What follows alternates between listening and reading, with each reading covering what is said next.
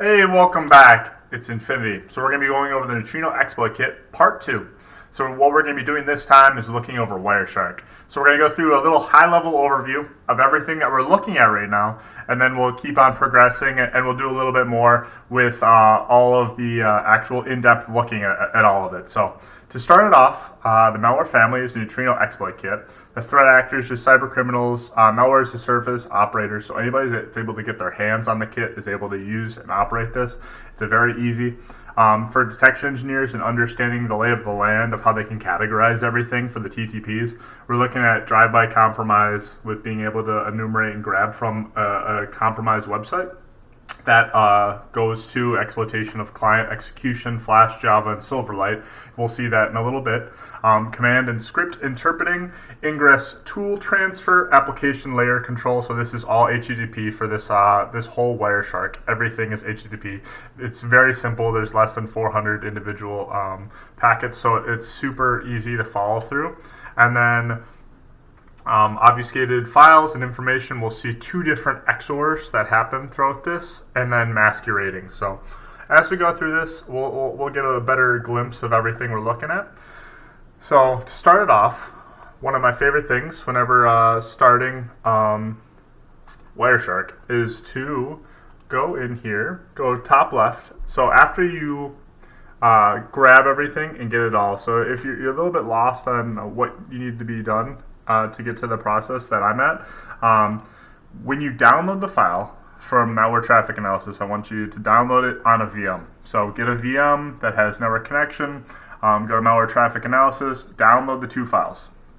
So from there, you will put it in a location on your computer, and what I want you to do is disconnect or remove that network adapter. So you want it so you have no network adapters that are able to beacon out.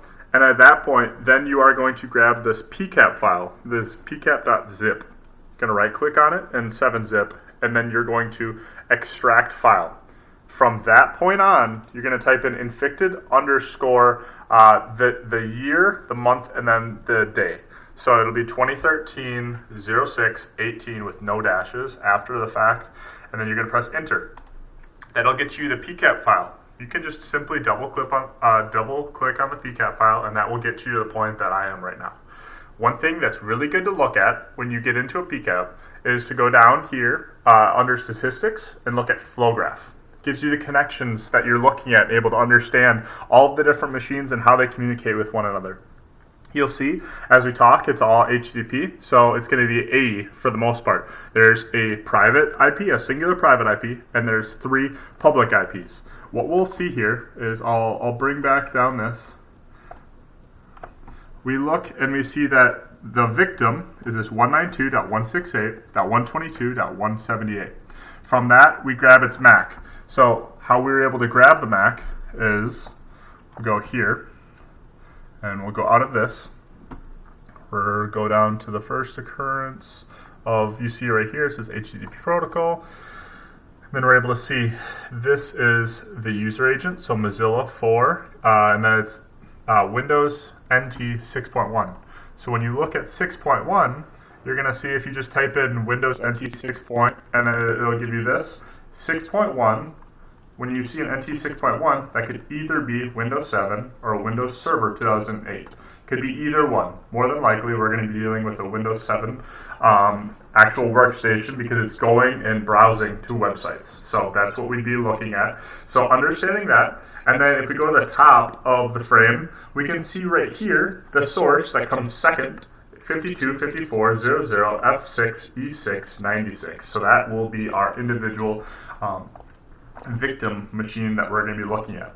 Next, it said originally on the connections with malware traffic analysis, these 3. So you had the insightcrime.org, the 93, and then this is the other domain IP that's communicating over 8,000. So both of the initial 2 are communicating over port 80. It's the original JavaScript that is malicious coming from insightcrime.org. And then the 93 has two connection requests. That is the Neutrino gate that allows it to be enumerated, that goes into the Neutrino Exploit Kit that enumerates your entire machine and compromises it with the Java archive and the executable that we'll go through. So, as we keep on going, a couple other great things to look at are conversations and endpoints. So we have the conversations, understanding who's talking to who. So we see that the private IP, the 192, our victim, is talking with all three of the publics, and the publics don't talk with each other. So that gives us a good idea of how the connections happen. That flow graph did the exact same thing with understanding. It goes 80 back and forth between the 173, which is that insight crime. Then it goes to the 93. It has this one connection of querying the 1, and then the 2 over port 80, and then that translates from that Neutrino gate to the Neutrino Exploit Kit that goes from all here that does all the enumeration. So from there, we'll see that we can go to HTTP and packet requests. We can see all the individual files that are exploited or used. So this jQuery, that is the initial file that is grabbed. So there's a refer of the watering hole of the exploited vulnerable website that then links to this insightcrime.org. From there, that redirects to the Neutrino Exploit Kit. Then there's a multitude of files that are downloaded, and you'll see the last few. Those are the big ones that we want to keep an eye on, because they actually are they're not just obfuscated, and the rest of the JavaScript files are just enabled to like disrupt and throw a bunch of ideas out there to not really understand how it's all operating. So we'll start with this. We see that I added a few things. So there's the source port and the destination port. This gives a good idea of the connections across. You can do nothing more than just right-click this and then edit the columns. It'd be column preference. Yes, column preference. And then you can just add it here. So it's super simple and able to just add the source port, destination port, and then you'll be able to organize it based on center or right. And I like to have them in the center and the right, just to be able to make it easier so the destination and the source, the IP themselves, are right next to the source port and the destination port. I found that if I put it left aligned for the ports, it's a little bit too close. So this is the best way that I've found and able to get it. So then we can follow. So you follow in Wireshark the streams. This initial file, this jQuery, what it's doing is coming from the initial website that it compromised. And then we'll see in here that it's trying to enumerate everything that you have. So it's going Opera, Opera V, Firefox, Chrome, Safari. It's trying to understand what browser you currently have. And it's going to see all of that with the user agent. And then from that point, once it's done with that, it's trying to understand what machine you're on. So it's going to look for that Windows 6.1, NT 6.1 to understand.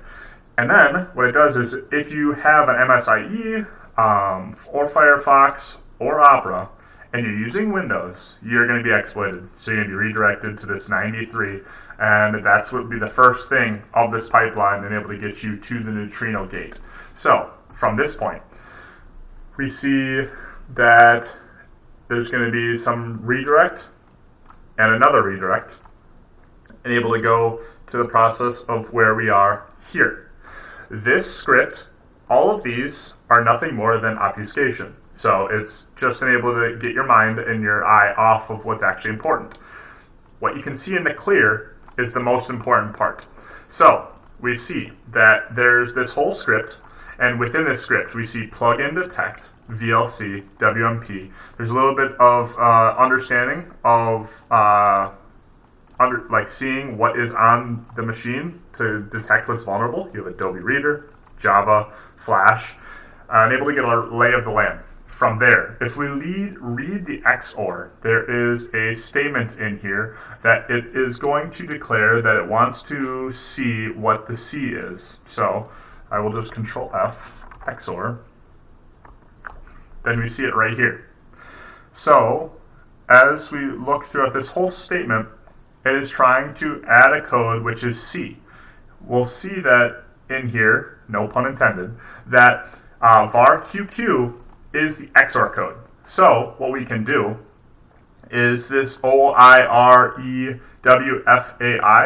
that is going to be used and able to XOR encrypt. So from there, what we'll see is there's this code that's later passed down. So if we keep on progressing throughout the streams, that we go to 3, go to 4, 5, 6, 7, and I want to say it was before this. I think I missed it. Let's go back to where it is. There it is. So it's right here. So this is, we'll go to this. This is the 200. So if we were to grab that, so go down, this is stream 5. At the bottom of stream 5, this is the script that it is ran. So it is sent over that BOEZK post. So this post statement is grabbing all of this. So if we copy all of this and we go back to CyberChef, we can go to the original one right here, and we can paste that in.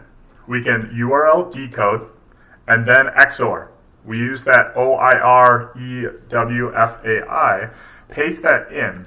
We're going to see that it's a Java applet.